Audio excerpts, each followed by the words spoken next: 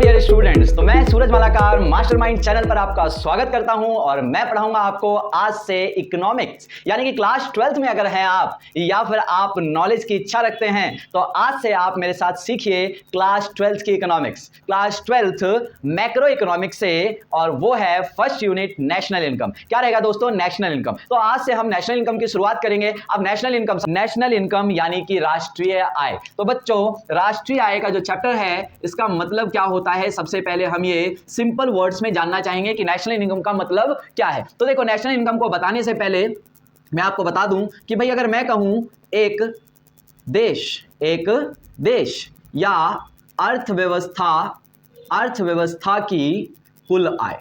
ठीक है बच्चों, मैंने कहा एक देश या अर्थव्यवस्था की कुल आय। देखो, अर्थव्यवस्था लिखना ज्यादा अच्छा रहता है, इसमें ध्यान रखिएगा। अच्छा, कितने दिनों की सर? कितने दिन में कैलकुलेट करोगे? एक दिन की आय, एक सप्ताह की, एक महीने की, एक साल की, 5 साल की, कितने की? तो सर एक वर्ष की। कितने की? एक वर्ष की जो आय होगी, कुल आय होगी एक अर्थव्यवस्था की, वो क्या कहलाती है दोस्तों? नेशनल इनकम कहलाती है। यानी कि अगर मैं कहूं तो मैं लिखूंगा total income of a country और economy in a given year. सही है? एक गिवन ईयर में जो है वो टोटल इनकम एक देश की क्या कहलाएगी? नेशनल इनकम कहलाएगी। क्या इसको समझना कठिन लग रहा है आपको? नहीं सर। जैसे देखो, एक परिवार होता है ना, एक परिवार में 4 लोग हैं, 5 लोग हैं, 10 लोग हैं, तो उन सबकी इनकम का अगर टोटल किया जाए तो उस परिवार की टोटल इनकम होगी। उसी तरीके से एक देश है, एक देश में सभी लोग जहां से भी अर्निंग कर रहे हैं, लीगल इनकम की बात करेंगे दोस्तों, तो वहां पर सभी की इनकम को अगर हम सम कर लें, और भी चीजें जानेंगे हम उसमें बहुत सारी चीजें जानने को। तो सिंपल सी बात का मैंने जितने भी लोगों ने इनकम अर्न की एक साल में, सबकी इनकम का सम कर लिया, वो क्या हो गया? उस देश का टोटल इनकम हो गया, यानी कि नेशनल इनकम हो गया। आइए और इंपॉर्टेंट बातें जानते हैं जो आपके लिए बहुत ही खास रहेंगी। देखो, नेशनल इनकम को जो प्रेजेंट करते हैं, प्रेजेंटेड बाय नेशनल इनकम को कभी प्रेजेंट करते हैं ना, तो किससे प्रेजेंट करते हैं? NNP at FC. किससे प्रेजेंट करते हैं? NNP at FC. समझ आ गया सर? ये तो याद हो गया कि एनएनपी एट एफसी से प्रेजेंट करते हैं, लेकिन शुरू से इसी ने तो दिमाग खाया है ना? यही तो समझ नहीं आता सर, पता नहीं कौन कौन से शॉर्ट फॉर्म्स बना दिए हैं। तो दोस्तों आप चिंता मत कीजिए, आप बिल्कुल भी डरिए मत कि ये सब बहुत टफ होंगी, बहुत ही कठिन होगा, ऐसा कुछ भी नहीं है। ये सब बहुत आसान बना दूंगा। आप बस वीडियो को पूरा अंत तक जरूर देखिएगा। अगर आपने स्किप कर रहे हैं या फिर आप उसको ध्यान देकर नहीं देख रहे, आप कभी कहीं जा रहे हैं, वीडियो छोड़कर कहीं जा रहे हैं, तो आपको समझ में तो नहीं आएगा। लेकिन आपने अगर वीडियो पूरा देखा है ना, तो चैलेंज है, आपको एक एक चीज समझ में आएगी। और आप अपने अगर क्लासेस में, आप 12th में हैं तो आप क्लास में आगे रहेंगे, हर चीज का जवाब आपको आता होगा, टीचर जो पूछेगा सब आपको आता होगा। लेकिन वीडियो को पूरा अंत तक जरूर देखते जाइए। बहुत ही अच्छे तरीके से पढ़ा रहा हूं, बहुत ही सिंपल वर्ड में पढ़ा रहा हूं। देखो बच्चों, तो हमने कहा नेशनल इनकम को याद रखिएगा। नेशनल इनकम का मतलब हो गया total income of an economy in a given period of time, in a year, in an accounting year, है ना? एक लेखा वर्ष में, एक वर्ष में, एक दिए गए समय में, एक निश्चित समय में, ऐसा कोई भी वर्ड यूज कर सकते हैं। समझ आ गया? उसका मतलब होता है फिक्स टाइम, एक साल। समझ आ गया? अकाउंटिंग ईयर भी लिखते हैं, बात तो पता होगा। चलिए अब बात करते हैं इसके फुल फॉर्म की। सर इसका फुल फॉर्म होता है net national product at factor cost. मैंने अभी अभी कहा कि इसको भूल जाइए, आपकी इसमें क्या फुल फॉर्म, ये सब बनने क्या चीजें, सब समझ में आएगा। बस वीडियो को आप ध्यान से देखते जाना, समझते जाना, एक एक चीज समझ में आएगी। और चैलेंज है क्लास में सबसे आगे आपको रखने का। देखो भाई, net national product at factor cost. Net national product at factor cost, Hindi में कहेंगे इसको साधन या कारक लागत पर।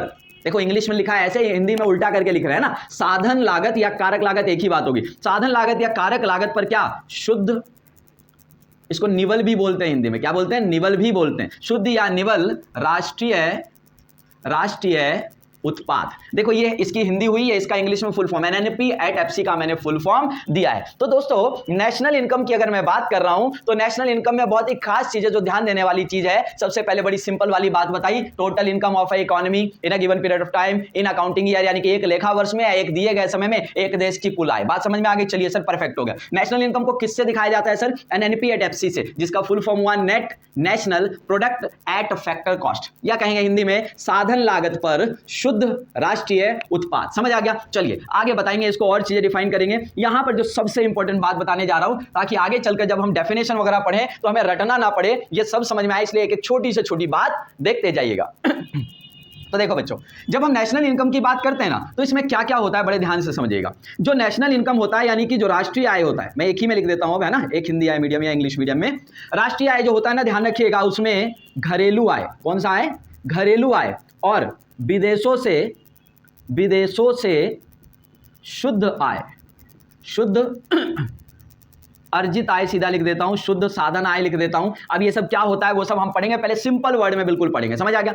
तो नेशनल इनकम का मतलब बच्चों मैंने बताया कि नेशनल इनकम का मतलब है total income of a country. इसमें क्या क्या जुड़ा हुआ है? Domestic income. क्या जुड़ा हुआ है? डोमेस्टिक इनकम, घरेलू आय। बच्चों डोमेस्टिक इनकम क्या होता है? जो एक देश की बाउंड्री के अंदर अंदर कमाया गया है ना, एक देश की जो घरेलू सीमा होगी उसके अंदर कमाया है। अब ये घरेलू सीमा क्या होती है? एक देश की बाउंड्री लाइन क्या होती है? बाउंड्री लाइन का मतलब क्या होता है? ये सारी बातें हमको जाननी पड़ेंगी, ये सब हम पढ़ेंगे धीरे धीरे और आपको क्लियरेंस होगी। बस आप ये समझिए अभी घरेलू आय का मतलब कि एक देश के अंदर जितना पैसा कमाया, कहां कमाया? एक देश के अंदर जितना पैसा कमाया उसे आप घरेलू आय यानी कि डोमेस्टिक इनकम बोलिए। और कहां से कमाते हैं सर? देश के बाहर से भी तो कमाते हैं ना। बहुत सारा पैसा हम विदेश से कमा कर लाते हैं और बहुत सारा पैसा यहां से लोग विदेश कमा कर ले जाते हैं। उन दोनों का difference net income from abroad रहेगा। क्या रहेगा? नेट इनकम फ्रॉम एब्रॉड रहेगा, यानी कि विदेशों से शुद्ध कितना पैसा कमाए। ये रहा जिसको मैंने लिखा है विदेशों से शुद्ध साधन है, तो मैं इसको लिख देता हूं यहां पर, फिलहाल यहां पर लिख देता हूं भाई net factor income from abroad. वैसे तो मैं ये भी आप पे बर्डन नहीं डालना चाह रहा था कि मैं ये सब वर्ड यूज करूं फैक्टर इनकम वगैरह, सिर्फ मैं लिख देता नेट इनकम। तो आपको यही समझना है अभी कि देखो भाई देश के अंदर जितना पैसा कमाया वो ले लो, प्लस देश से बाहर से जितना पैसा कमाया वो ले लीजिए भैया। ये दोनों चीजें जोड़ देंगे आप तो क्या कहलाएगा? आपके देश का नेशनल इनकम कहलाएगा, आपके देश का अर्थव्यवस्था का, इकोनॉमी का टोटल इनकम बनेगा। कैसे बनेगा? मैंने क्या कहा? तो आज से एक बात कंफर्म कर लीजिए कि नेशनल इनकम में कौन कौन सा इनकम जुड़ा होता है? देश के अंदर का इनकम और देश के बाहर से जितना नेट इनकम कमाए। कौन सा इनकम? Net income. क्योंकि बहुत सारा पैसा लोग यहां से कमा कर ले जाते हैं और बहुत सारा इनकम हम वहां से कमा कर लाते हैं, तो दोनों का डिफरेंस क्या हुआ? Net income from abroad. Net income from abroad, विदेशों से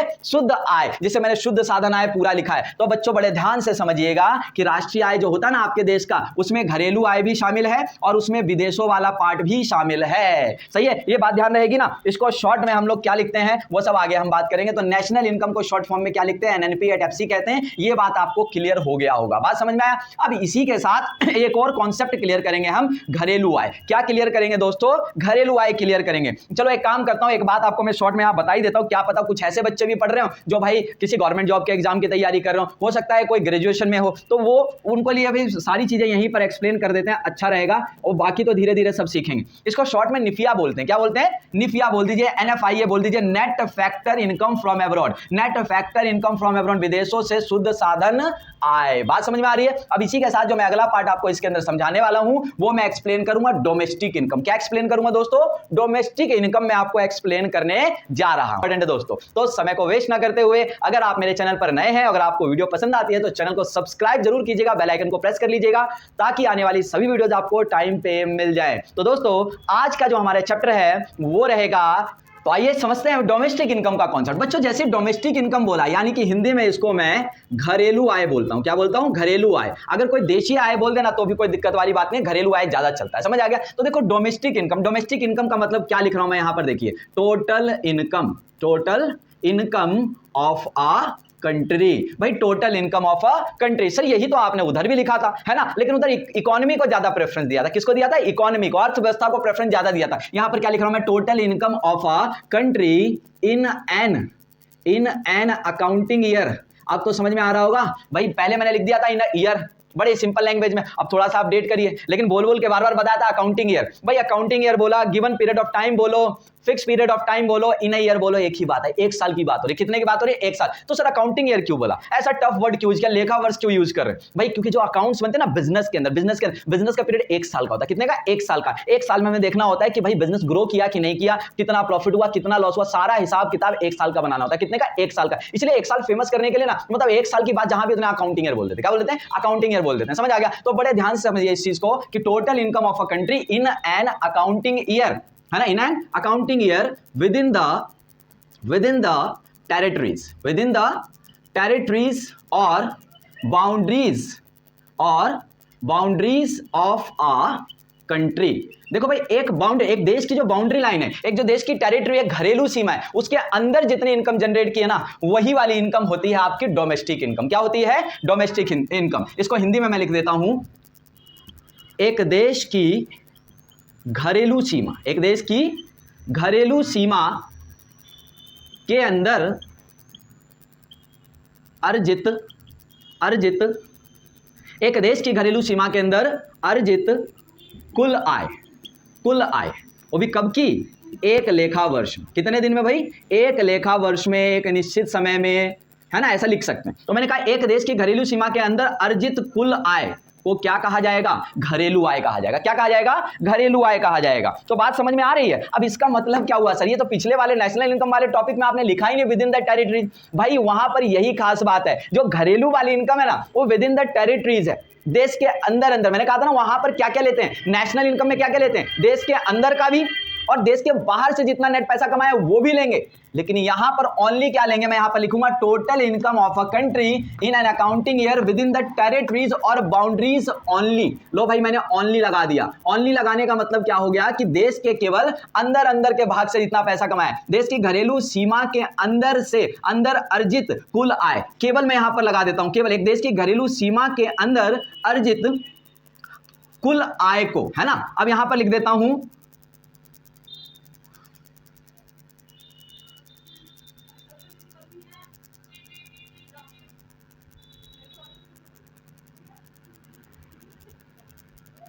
यहां मेंशन कर देता हूं, केवल देश की घरेलू सीमा के अंदर अर्जित आय, अर्जित आय। तो देखो यहां से एक निष्कर्ष निकल के आता है, यहां से एक निष्कर्ष ये निकल के आएगा सर कि जो विदेशों वाला इनकम है ना वो घरेलू आय में हमारे शामिल नहीं होता। कौन सा वाला नहीं होता भाई, हम यहां क्या पढ़ रहे हैं, घरेलू आय। केवल देश के अंदर जितना कमाया वही लेंगे और देश के बाहर से जो नेट पैसा अर्न कर रहे तो वो यहां पर हमें शामिल नहीं करना है। तो देखो यहां पर मैं लिख देता हूं, नोट पॉइंट में यहां पर लिख देता हूं, इसमें विदेशों से अर्जित शुद्ध साधन आय बोले तो NFIA है ना, जो बताया था। इसमें विदेशों से अर्जित शुद्ध साधन आय को शामिल नहीं किया जाता। बात समझ में आ गई। इसमें निफिया को आप शामिल मत करना, इसमें net factor income from abroad को मत लेना। किसमें सर, घरेलू आय में केवल कौन सा है, देश के अंदर अंदर का पार्ट है, जो देश से बाहर से नेट इनकम कमा रहे हैं हम उसको शामिल इसके अंदर नहीं करेंगे। तो इसके अंदर और क्या आएगा, डोमेस्टिक इनकम को अगर प्रेजेंट करना हो ना तो यहां पर लिख देता हूं मैं प्रेजेंटेड बाय किससे, NDP एट FC या GDP एट MP। किससे प्रेजेंट करोगे, या तो NDP एट FC से प्रेजेंट करना या GDP एट MP से। मतलब घरेलू आय को अगर दिखाना होता है ना तो कोई NDP एट FC से बोलता है, कोई GDP। आपने ये वाला जरूर सुना होगा, आपने हर जगह सुना होगा, पढ़ा लिखा हो या अनपढ़ हो, आप नाई के पास बैठे हो या चाउमीन वाले के पास, है ना, पढ़ा लिखा हो चाहे अनपढ़ हो, GDP सबसे सुना होगा। GDP की जो कहानी है वो किसके साथ जुड़ी हुई है, डोमेस्टिक इनकम, घरेलू आय के साथ जुड़ी हुई है। लेकिन उसके साथ आप एक नॉलेजेबल पर्सन हो जाएंगे, खाली GDP नहीं होता, GDP एट MP होता है। किस पे होता है, GDP एट MP होता है। तो GDP एट MP का मतलब क्या है और ये सारी चीजों का क्या मतलब आइए समझते हैं। तो सर यूज कौन सा करेंगे, देखो रियल लाइफ में GDP यूज होता है घरेलू आय के लिए। घरेलू आय के लिए क्या यूज होगा, देश के अंदर टोटल एक साल में कितना इनकम जनरेट किया भारत ने, वो GDP की बात होती है। तो सर NDP किताबों में जब पढ़ेंगे ना, घरेलू आय की जब किताबों में बात करेंगे, किताबों तक NDP ले लेना, दोनों में फर्क क्या है वो भी समझ में आ जाएगा, लेकिन आगे समझ में आएगा। तो दोनों ही घरेलू आय के प्रतीक है, लेकिन रियल लाइफ में GDP की बात करते हैं। बस इतना समझ लीजिए कि ये टोटल है, कौन सा वाला, GDP टोटल है, और इसमें जो है इसमें कुछ चीजें माइनस हो रखी हैं, बाकी है दोनों ही घरेलू आय के प्रतीक। चलिए फुल फॉर्म में बता देता हूं आपको, GDP एट MP की फुल फॉर्म क्या है और इसकी फुल फॉर्म क्या है। देखो बच्चों, GDP एट MP की फुल फॉर्म क्या है, gross domestic product at market price, gross domestic product at market price. और इसका फुल फॉर्म क्या है sir, net domestic product at factor cost, देखो हिंदी में बता देता हूं मैं आपको, इसको क्या कहेंगे, इसको कहेंगे सर बाजार कीमत पर सकल घरेलू उत्पाद, बाजार कीमत पर सकल घरेलू उत्पाद। और इसको क्या कहेंगे हम लोग, इसको कहेंगे साधन या कारक लागत पर शुद्ध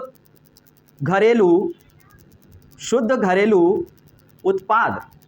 बच्चों ये चीजें इतनी इंपॉर्टेंट है ना, नॉलेजेबल तो है और इतनी ज्यादा इंपॉर्टेंट, अगर इस चैप्टर को आपको अच्छे से समझना है, मोस्टली बच्चों के लिए ना, क्लास में टीचर्स के लिए, बच्चों के लिए ये इतना खतरनाक चैप्टर माना जाता है। पता है क्यों? क्योंकि बेसिक पे ध्यान नहीं देते। अगर बेसिक आपने ध्यान से देख लिया, एक एक चीज समझ लिएगा ना, तो इंटरेस्टेड भी है। और दूसरा क्या फायदा होने वाला है इससे, आपके जो इस चैप्टर में न्यूमेरिकल्स होंगे या बाकी कॉन्सेप्ट्स होंगे वो आपको इजी लगेंगे, क्योंकि पूरे चैप्टर में इसी तरीके के वर्डिंग्स दिखाई देंगे, जीडीपीएट, एमपी, एनडीपीएट, एफसी, ये वो सारी चीजें वर्डिंग दिखाई देंगे, तो आपको फर्क तो पता होना चाहिए ना। तो ये सारा फर्क, ये सारा होता क्या है, अगले वाले कॉन्सेप्ट में लेकर आऊंगा, अगली वीडियो में लेकर आऊंगा, पार्ट सेकंड में लेकर आऊंगा। ये था पार्ट फर्स्ट, जहां पर आपको पढ़ाया गया नेशनल इनकम क्या होता है, डोमेस्टिक इनकम क्या होता है। इन दोनों में एक बार डिफरेंस करके देख लेना कि दोनों में क्या फर्क पता चला। नेशनल इनकम में देश के अंदर का घरेलू आय, डोमेस्टिक इनकम ये वाला, प्लस विदेशों से जितना कमाया, net factor income from abroad, वो भी शामिल है। लेकिन डोमेस्टिक वाले में केवल देश के अंदर अंदर का पार्ट शामिल है। वीडियो पसंद आई दोस्तों लाइक कर दीजिएगा, कमेंट करके मोटिवेशन बढ़ाइएगा, और अगर अच्छी लगी हो आप दोस्तों को शेयर भी करें और चैनल को सब्सक्राइब जरूर करें। Okay, thank you, best of luck. Part second का आप इंतजार करें।